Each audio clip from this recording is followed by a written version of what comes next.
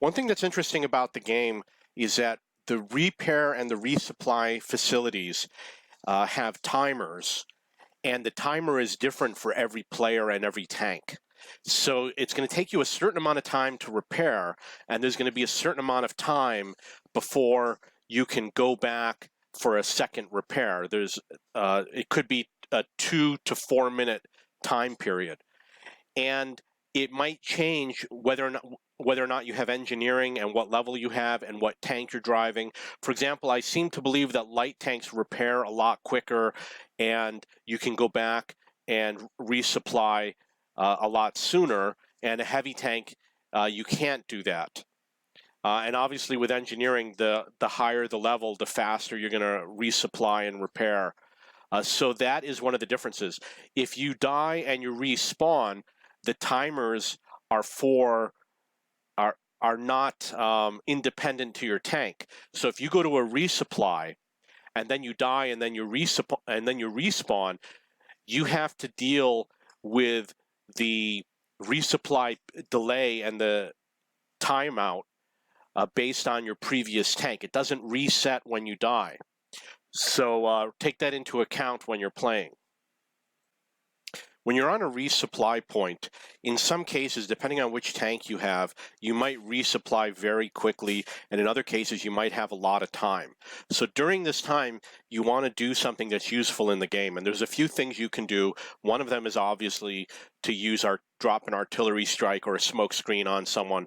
But another thing that you're going to want to do is you're going to want to rotate your tank and put it in the direction that you either plan on leaving when you're done repairing, or you want to put your strong frontal armor towards wherever you think incoming fire might come from. So if you know that the enemy is behind you, you're going to turn your tank around and point your strong armor towards the enemy. The other thing you're going to do, if you don't know where the enemy is, you can usually guess in general where enemy artillery might be. They're always going to be, well, you can pretty much guess where they're going to be. So they're either going to be directly south of you or directly north of you. It might not always be like that. So you might want to aim your armor in the direction of enemy artillery. It's better to go to the repair and resupply as opposed to respawning. So if you can make the choice, go for repair and resupply. If you're sniping on a resupply point and an enemy tank is approaching it, wait until he gets onto the resupply point before you hit him, because if you can damage him when he's physically on the resupply point, you halt the resupply. So that means you prevent him from getting ammo, you prevent him from repairing modules, you prevent him from getting his crew healed, and you prevent him from getting his hit points back. If there's heavy fighting and you're low on hit points, you're going to want to go for those resupply points early, because obviously you could be destroyed on your way to a resupply point, especially if you have a slow tank. So make sure, what I usually do is when I have 25% of my hit points left, I go for those resupply points. If you're not a good player, you might want to do it at a higher level, like 30% or 40%. Because there are some new players, whenever we finish capping, I remind my allies to go to the repair facilities or the resupply facilities.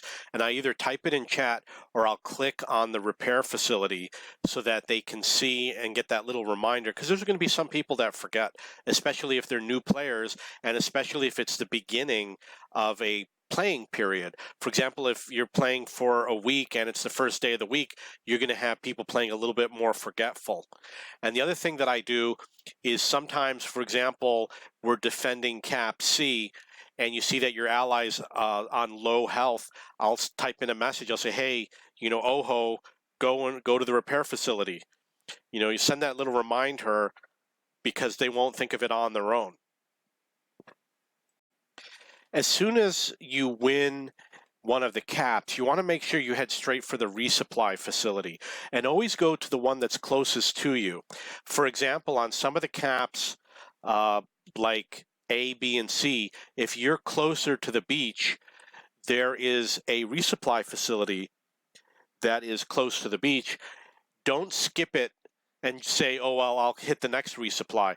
Because what happens is you might need that next resupply. And not only might you need it for this tank, but if you die and respawn, you might need that further distant resupply for your next respawn, because the time counts.